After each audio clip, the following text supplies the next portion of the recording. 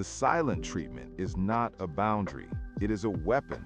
You check your phone, delivered at 8 p.m. Now it's midnight.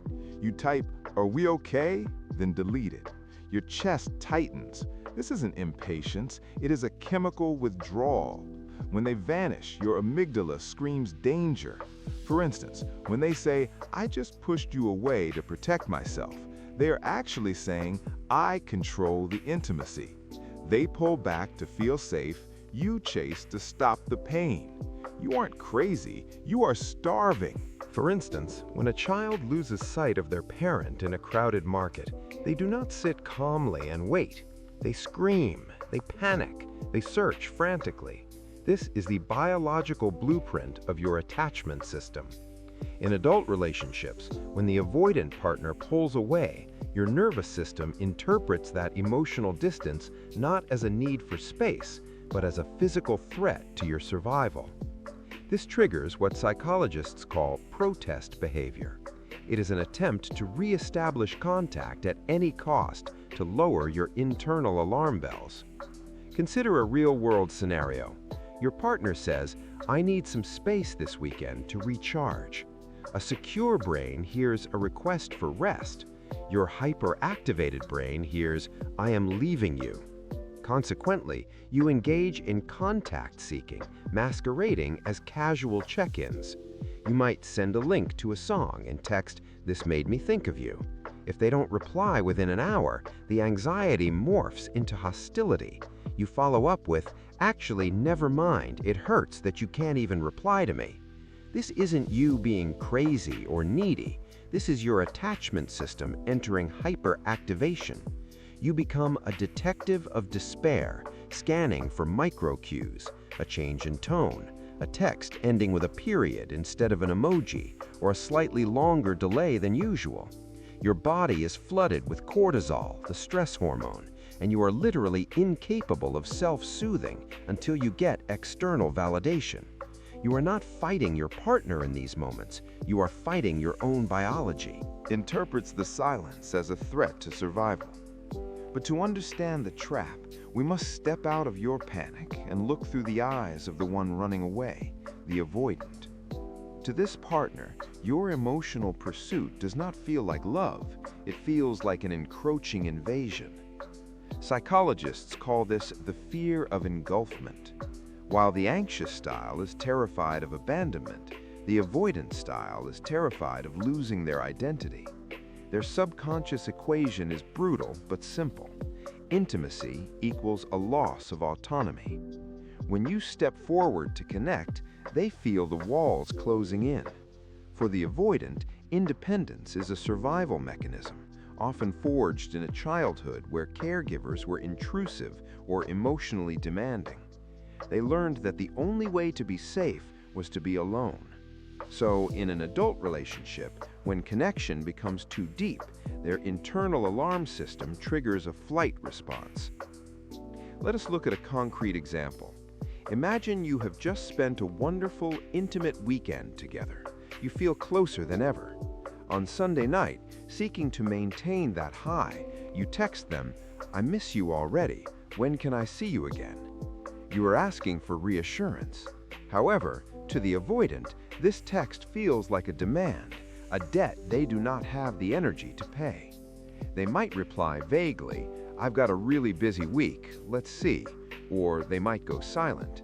If you push harder and ask, "Is something wrong? Are you mad at me?" you validate their worst fear. They might snap back, "Why are you being so intense? I just need some space." They are not acting out of malice or cruelty.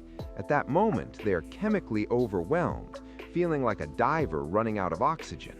They retreat not to hurt you, but to reinflate their sense of self. The tragedy is that the anxious partner chases to bridge the gap, which the avoidant perceives as a trap snapping shut. They run to survive the very closeness you crave. Pause. We are about to dissect the avoidant psyche. If you demand mastery over your attachment patterns, subscribe now. If you prefer the chaos of blind pursuit, scroll away. The real psychological breakdown begins in 3 seconds. You believe you are fighting for a soulmate. In reality, you are fighting for a chemical fix. To understand why you stay, we must look at the brain's reward system. In behavioral psychology, this dynamic is fueled by a concept called intermittent reinforcement. It is the exact same psychological mechanism that makes gambling addictive. Think about a slot machine. If you pulled the lever and won $5 every single time, the game would become predictable. Eventually, you would get bored and walk away. Predictability kills obsession. But if you pull the lever and lose 10 times, only to win $50 on the 11th try, your brain releases a massive spike of dopamine. You become hooked not on the winning, but on the anticipation of the win. In your relationship, this manifests through communication. Let's look at a concrete example. It is 10 p.m. You send a text saying, "I had a hard day. Can we talk?" A secure partner replies within minutes. It's comforting, but it is not thrilling. The avoidant partner, however, introduces the element of danger. They do not reply. 1 hour passes, then 2. Your cortisol levels, the stress hormone, begin to rise. You stare at the phone. Did I annoy them? Are they pulling away? You are physically anxious. Then, at 8 a.m. the next morning, the phone buzzes. They say, "So sorry, I fell asleep. Call me now?" The relief that floods your body in that moment is explosive.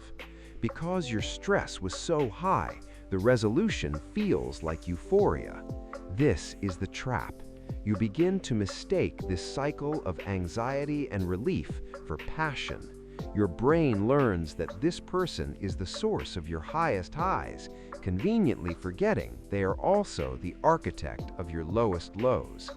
This creates a trauma bond, a physiological state where the person who is causing the poison becomes the only source of the antidote. It is the exact same psychological mechanism used in slot machines. The unpredictable reward creates an addiction stronger than consistent love ever could. But beneath this chemical addiction lies a darker, unconscious contract called mirroring the wound. You are not just two people falling in love, you are two traumas attempting to heal by reenacting the injury. The anxious partner, often the chaser, subconsciously chooses a partner who cannot meet their needs to validate their core belief, "I am not enough to make them stay." Conversely, the avoidant partner seeks someone who demands intimacy to validate their core belief, "Love is a prison that suffocates me." Let us look at a concrete dialogue example. It often starts with a simple delay in communication. The chaser, feeling a spike of anxiety, sends a text, "I noticed you've been distant all day. Is everything okay between us?" On the surface, this looks like a reasonable request for connection, but psychologically, it is a demand for anxiety regulation. The avoidant does not hear the question, they hear the demand. They hear an accusation. The avoidant responds, "I'm just busy. Why do you always assume something is wrong? You're suffocating me." Notice the dynamic here. The chaser pushes for closeness to quell their fear of abandonment. The avoidant interprets this as an intrusion and pulls away to protect their autonomy. In this moment, the trap snaps shut. The chaser's fear is confirmed. They are leaving. The avoidance fear is confirmed. They are controlling. You are both effectively hiring each other to play the villain in your own life story. For instance, the chaser might plead, "I'm not trying to control you, I just need to know we're safe." But the runner interprets the word safety as obligation. To the avoidant, your need for reassurance feels like a debt they cannot pay, so they default to their safety mechanism, withdrawal. When they go silent, your brain screams panic, triggering the chase. When you chase, their brain screams danger, triggering the run. It is a perfect, self-sustaining loop of misery where both parties feel victimized. You are not fighting with each other, you are fighting for the validity of your past pain. You are not just two people falling in love. You are two nervous systems colliding. The core struggle of the anxious attacher is the inability to self-regulate. You rely on your partner to calm your storm. This is called co-regulation. When they are close, you are calm. When they pull away, your biology interprets it as a life or death threat, triggering a massive spike in cortisol. To break the trap, we must master the art of self-soothing. This is not about distracting yourself with hobbies. It is about physiological intervention. Imagine this scenario.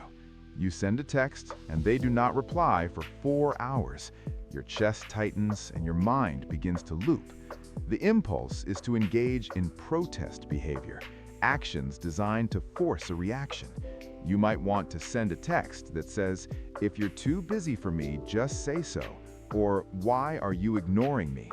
This is your anxiety speaking, demanding relief. Instead, you must apply the pause and pivot technique.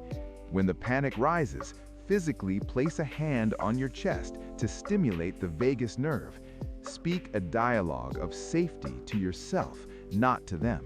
Say out loud, "I am feeling triggered right now, and that's uncomfortable, but I am physically safe.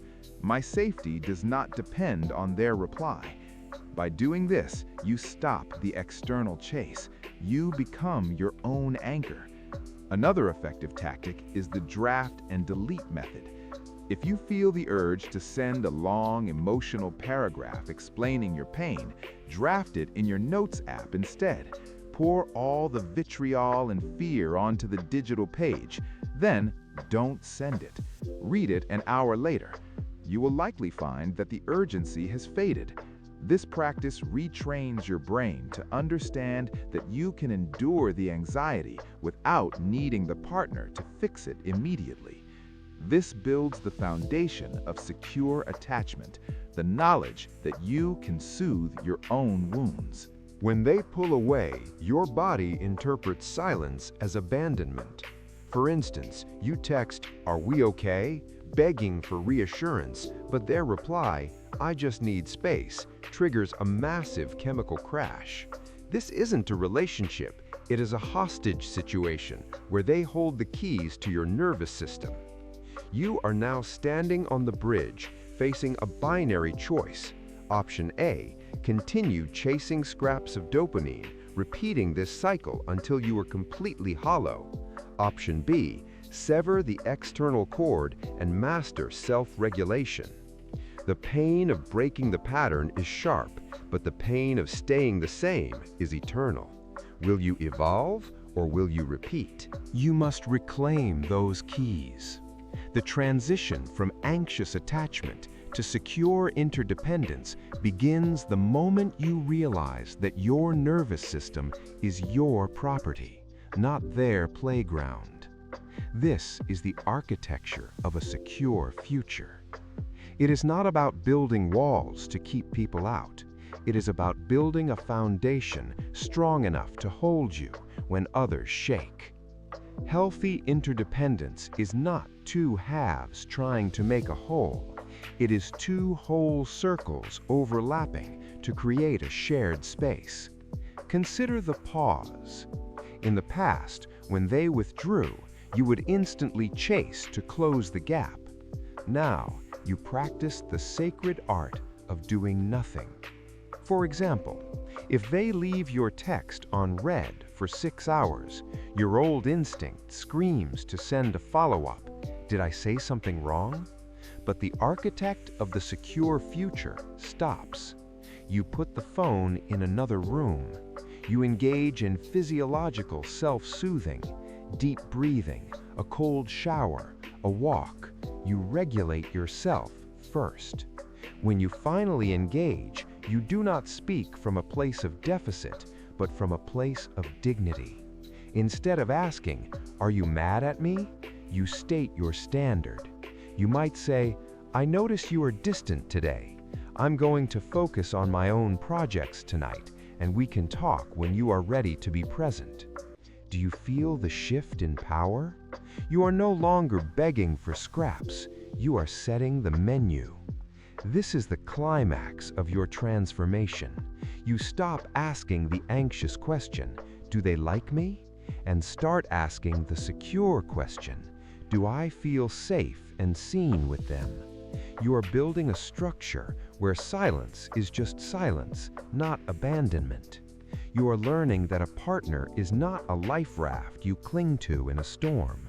They are simply a fellow swimmer. If they swim away, you do not drown, because you finally know how to tread water on your own. This is not just a relationship strategy. This is the reclamation of your soul.